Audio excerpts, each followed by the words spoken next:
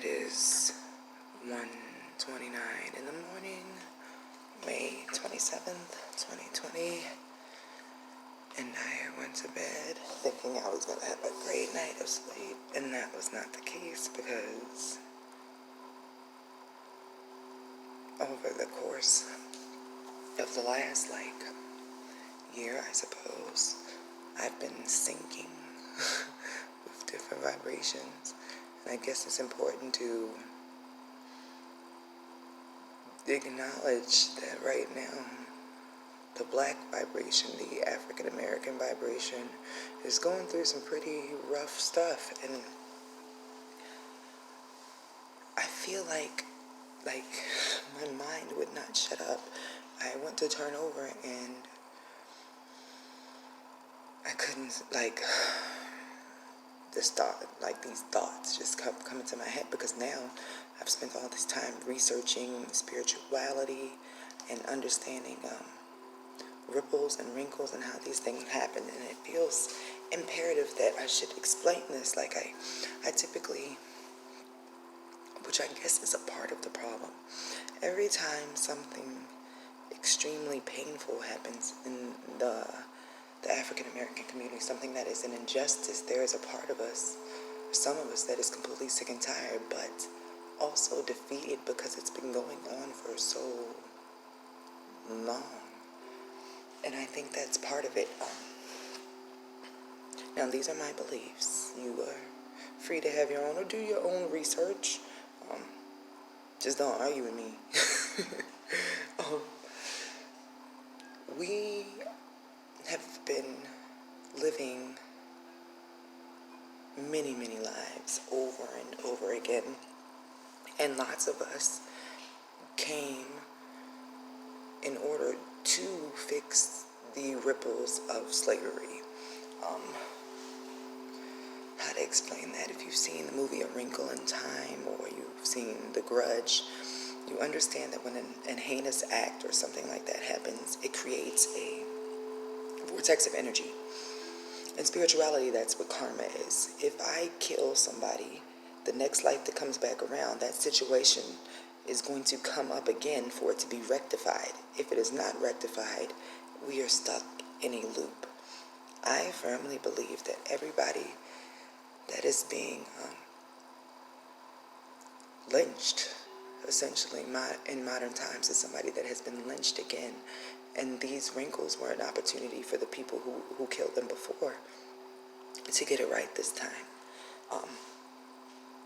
They're not getting it right at all. And that's where the major problem is. Because the difference now is before, when things would happen to us as a group of people, we just had to sit and be silent and understand that it's unfair, but one day it was going to get better. But we have lived that narrative for generations. Even being a black person now, we grew up with the stories of family members who couldn't go to certain places, or you could be assaulted by the police, or people who got sprayed, or dogs that sick on them. And nowadays, it's still the same thing. There are still people lying on us, sending us to jail. There are people that are literally still slaves.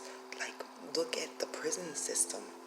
They still have them in chains, and a lot of them are not there for the correct amount of time or for crimes they didn't commit.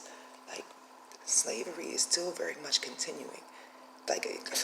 Let's not even get into the number of people trafficked, but these are still ripples and wrinkles in time that are repeating, that have to be weaned out. Now, this is the game changer at this point, because the hope right now is that through the protesting and the anger and the fact that we are now more educated, because slavery stripped us. Slavery stripped us of our culture, of our knowledge, of our ancestry. We don't know where we came from. We don't know what our abilities were, or our roots, or anything. You know what happens to a race when you do that, and then you don't allow them to read. You make them feel like they are inferior and they're not worth anything.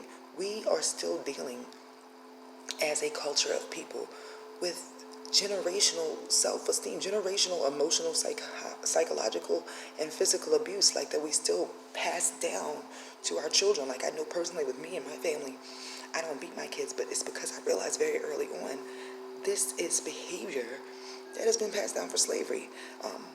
Sometimes when you're black as a child, and this is not everybody's experience, if you get in trouble, you do something your parent doesn't like, the first thing they do is they get a belt and they whip you because they whip you into submission. So many times you might hear, do as I say, or just things that make you feel less than. You are taught that I'm big and you're small. And these are things that we didn't even understand before recently as our consciousness started evolving in these newer generations, that this is not the right thing to do. This is not it. We are still dealing with that. And this time around,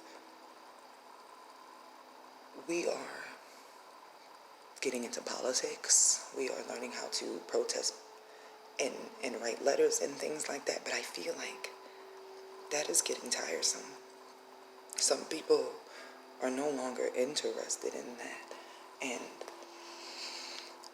this next part is sort of controversial, but hey, I researched several things that I have not formed a solid opinion, because some things you cannot form a solid opinion about. All you can do is educate yourself. But I had a friend once, story time. I had a friend once who was married to a black guy for like many, many years, and he went through some things, and he ended up finding a certain religion. And in this religion, it was told to him that, oh my goodness, this is rough. Pretty much, the reason that black people were enslaved in the first place had to do with the misuse of our power. We were evolved in a metaphysical sense. We were aware of magic, but we started using that and worshiping different gods and just the hedonistic behavior that always destroyed everyone in the Bible. But in this case, we were sentenced pretty much to be enslaved for a certain amount of years. And after that time passed, the balance would have to shift. That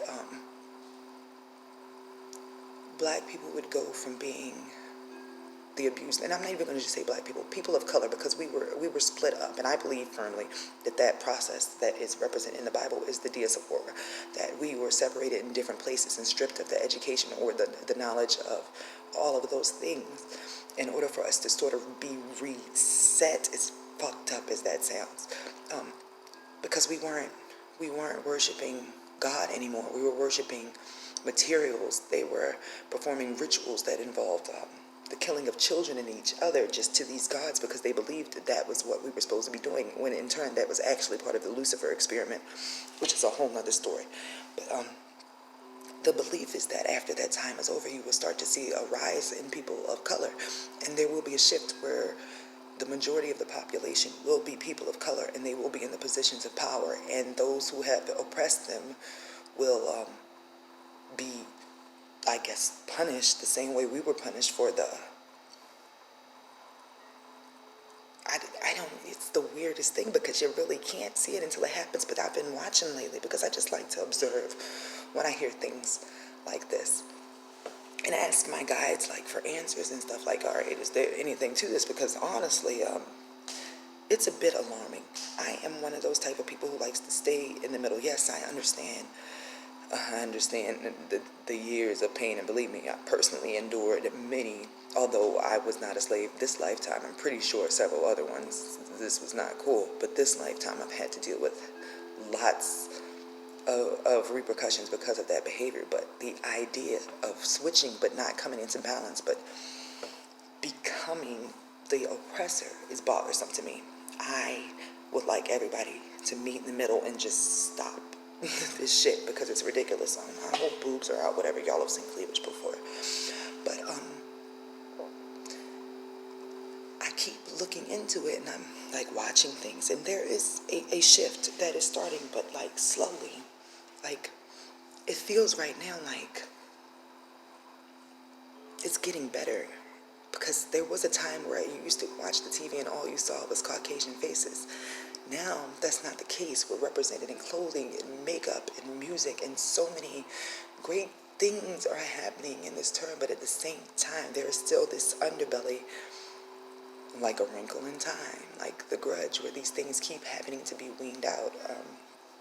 I was looking up some numbers and statistics because I believe that it's important to blend science, history, esoteric knowledge, and anything that I channel to find out what the fuck is going on. And it appears that like by 2050, based upon the rate of reproduction and things that are going on now, that the minority will become the majority during this time. Now, recently I had gotten to looking up dark workers. Dark workers are like the opposite of light workers. They are the devil's squad. They come with the intention of helping the devil achieve his mission of walking the earth in exchange for worldly pleasures, just beyond. An example of this that I ran into lately that caught me off guard was Charles Manson. Okay, now I can understand that he's evil because what happened, but I didn't understand, like, what was his motivation? What was he thinking? So I went to look and I started investigating this whole helter-skelter thing, right? So, scoot in here. I look at his stuff and it appears that he actually believed that there was going to be some sort of apocalypse that was going to lead black men to rule the earth, and his game plan was for him to wait underground till this apocalypse was over, because he thought that they would need a white man to lead them after they were the ones that were left to rule over, which is absolutely crazy, because in my mind that means that we all sort of have access to something that is going on now that is beyond us. From what I have been able to research, when everybody came to Atlantis, if you're not there yet, get into Atlantis. Like, there's a whole backstory. There was a group of people named the Hebrews that came from the future. They came here to learn advanced science and all that sort of things, because they had been very evolved emotionally, these people, but they didn't have the other knowledge yet. We came here to learn together. It is the thought process now that those people just keep coming back over and over again, like Terminator, trying to fix these wrinkles in time, because the future is quite fucked up. I don't know if you guys know. If we don't collectively get this shit together now on the roster during our lifetime, which is the worst part, because I didn't imagine it would be during our lifetime, we have a big-ass war that destroys everything. Then we have Mad Max time. Don't nobody got time for that. And then we got that whole Walking Dead phase. And I recently did, like, try to reinterpret or look at Revelations with my eyes, like, wider open and read through. And I was like, that sounds like zombies. You know, when it gets to the part that people, like, can't kill themselves because they, like, turn their back on all things good, so they just get hit with plagues and locusts and all that stuff, and then no matter how badly they want to die, they still just have to walk around in misery. That sounds like zombies. No one has time for that. So I couldn't sleep anymore, because these thoughts have been in my head, and there are a lot of things I think and a lot of things I channel that I don't say, because I don't like confrontation. I don't like pissing people off, but I've been getting to this point now where damned if you do, damned if you don't. I'd rather say something and be able to sleep at night, because this is a mess. And if we don't fix it, if we don't find balance in here, zombies. Good night, y'all. I'm gonna try to go to sleep again now that I got this out.